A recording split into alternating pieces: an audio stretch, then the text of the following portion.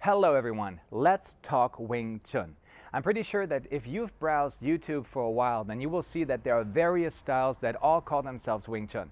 The reason for that is simple. There are not just the Wing Chun styles that derive from Hong Kong and that relate themselves to Grandmaster Yip Man, but there is so much more that comes, for example, from mainland China and that has a completely different setup as the Wing Chun that I teach, for example.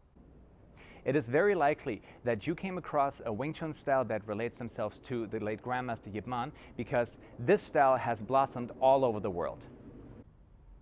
When talking about Wing Chun styles that relate themselves to Grandmaster Yip Man, then you will find a specific setup. You can see it up here. There are certain forms that we have. We have the Siu Tao, the little idea form. We have the Chamkyu form, in which we learn how to build bridges to the opponent. We have the Biu Ji, the thrusting finger or darting fingers form. We have the Mokyan Chong, which is the wooden dummy or the wooden man, as many people say. We have the long pole, Lok Dim Pong Kwan, which is the 6.5 point long pole technique, the first weapon that you will find in classical Wing Chun, and the last one that is called Ba Cham Do, the 8 slashing ways of the butterfly knives. But wait, there's more. There are more styles that don't relate themselves to the great Grandmaster Yip Man because they come from mainland China. One of them, for example, is based on the Sapi Lo, on the 12 drills that incorporate ideas of the Wing Chun system.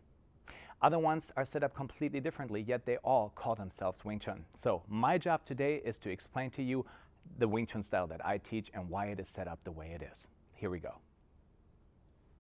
So as I said before, we are based on Siu Tao, Chamkyu, Biu Ji, Mokyan Chong, Lok Dim Pun Kwan, and Ba Cham Do.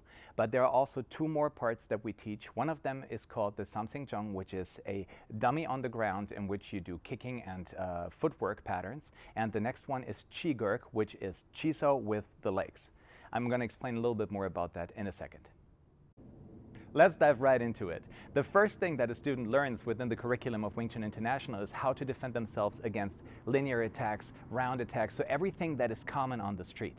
Today, I don't really want to talk about the regular student level program of how to defend against a straight punch, against a jab, against a hook, against a cross, but I want to go a little bit more specifically into what makes our Wing Chun a little bit different to some of the other styles that you may know. One of the things that is particular in the WT system is the Chi Sao sections. This is also something that I would like to talk about right now because there's been a lot of commotion about how necessary they are, how unnecessary they are, that you don't really need them in order to defend yourself, and I just want to shed a little bit of light into it right now.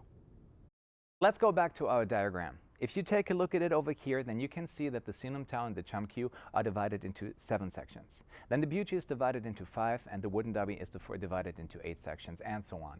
So you can see that those sections are actually learning steps that should enable the student to learn the techniques in drills so that finally they're going to be able to apply them in a free scenario. But what do I really mean by that? I'm going to show you right now. Here you can see that the Siu Tao and the Chamkyu are being put together into one chunk. The reason about that is because they deal with force the same way. The Siu Tao and the Chamkyu have a very specific way of dealing with the opponent's force by having extremely soft arms yet relatively firm legs. In the Biu Ji form, we deal with a different concept. In the wooden dummy form, with a concept that's even quite contrary to what we do in Siu Tao and Chamkyu. But that's not our topic today. What you can see there is that we have 7 sections and that Siu Tao and Chamkyu are being put together. In the Siu Tao, you isolate the technique. You learn the technique in an isolated fashion by performing them single-handedly, for example. And in the Chamkyu, you learn how to combine it with steps, with kicks, with turns, and so on and so forth.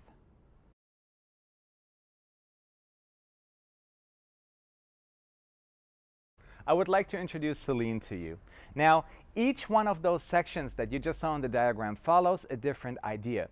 The core idea of the first section is the technique of Bongso and Wuso. Why Bongso and Wuso? Because it offers us a lot of protection. Let's say somebody attacks you on this side with the left hand or with the right hand, or she attacks on the other side with the right hand or with the left hand, or she comes down in this quadrant with the left arm or with the right arm, or she does the same thing on the other side. Then here we have 3 techniques that we can use. Now obviously this is not a realistic scenario, and of course she can attack me with other things like hooks and stuff like that as well. But I would like to go through the section right quickly with you guys to give you an idea of how it's being applied.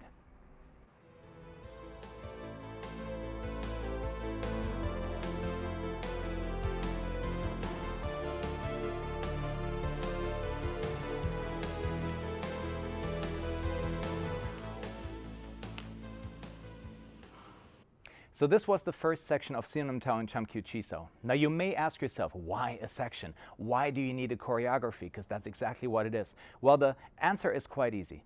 You go ahead and you put the student into a fear-free environment in which he or she is able to really learn the technique in a relaxed manner without being scared of getting hit.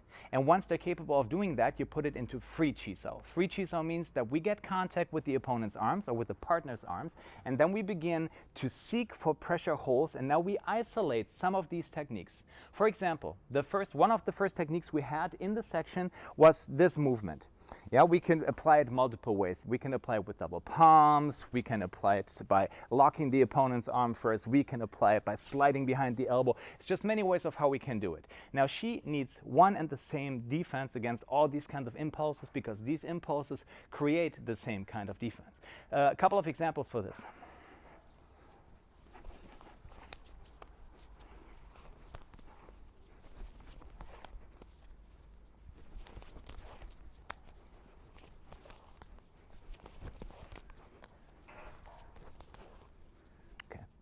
So this was just this one technique that we put into it over and over again. Then we put some other isolated movements in there, or we just put them all together in a random way so that she has no idea which one is coming, but yet because she was practicing the section, she already has the reaction down in her body. Let's take a look at that.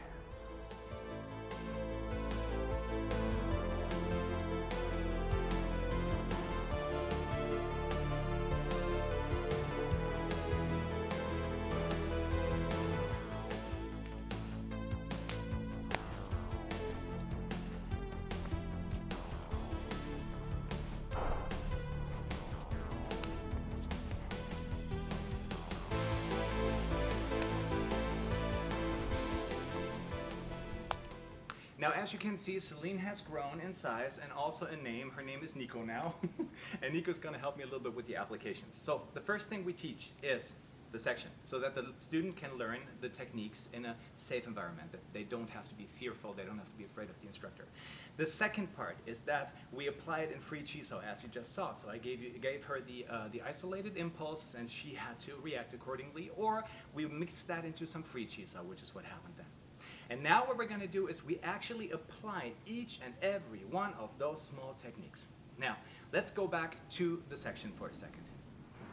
Now, I said before that the core essence of this section is the Bong Sa Vu Sao. Now, we did begin with palm strikes, but we only did this to strengthen our opponent. So the actual real attack, the first one that came in, was this one here. Now, the way that I was performing it was I was actually attacking, can you take a step away right quick, please, with a Bong Sa Vu Sao. His reaction to this here in the form of a jump saw and a cow saw would be a bong saw and a vu saw. It's just that the vu saw is in front of it, right? My reaction to this bong saw vu saw, he carries on, I go into bong saw vu saw, he goes into bong saw vu saw, I go into bong saw vu saw. So you can find those bong saw vu saws all over the place when it comes to this section. Let's go into this kind of attack or defense right quickly. He comes in with an attack by choking me, for example. Yeah, very slowly. My defense to this would be this. Or he comes in with an outside pak sao punch, to which again I would apply exactly the same technique that I would use when we're in Chi Sao, and I would attack with this technique. Or maybe he comes in with an inside pak sao punch, for example, on which I can react like this, or on the other side so you can see it better. Yeah, bong vu. Labda. And here again, it really doesn't matter how strong the partner is. When he chokes me and I'm not there anymore, I'm not there anymore. And he walks right into my palm. Let's do that slowly, please. Yeah, get out of the way. And he walks right into it. So many things you can do from here. A few more examples of techniques that you can find in the first section.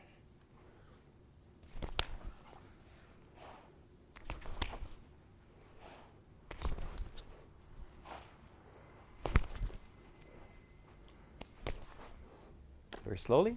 Fuk Sao punch, Bong Sa Vu Sao, inside pak sao punch, Bong Sa Vu Sao, outside pak sao punch, Bong Sa Vu Sao, punch with the right hand, Bong Sa Vu Sao, punch with the left hand, Bong Sa Vu Sao. Yeah, if he would come with the left and with the right, for example, then this gives me a beautiful opportunity to change the side and attack from over here. Thank you very much. I hope I was able to give you an idea of why we practice sections and why they are of value to us. If you should like this video, then please don't forget to subscribe or to leave a comment below, and I would love to interact with you. Also, I have something very special for you. If you are really interested in the programs that we do, then please go to www.wt-online.com, where you can find our online academy. We have filmed all our 12 student programs professionally, and you can see them over there. So I'll see you next week. Thank you for watching.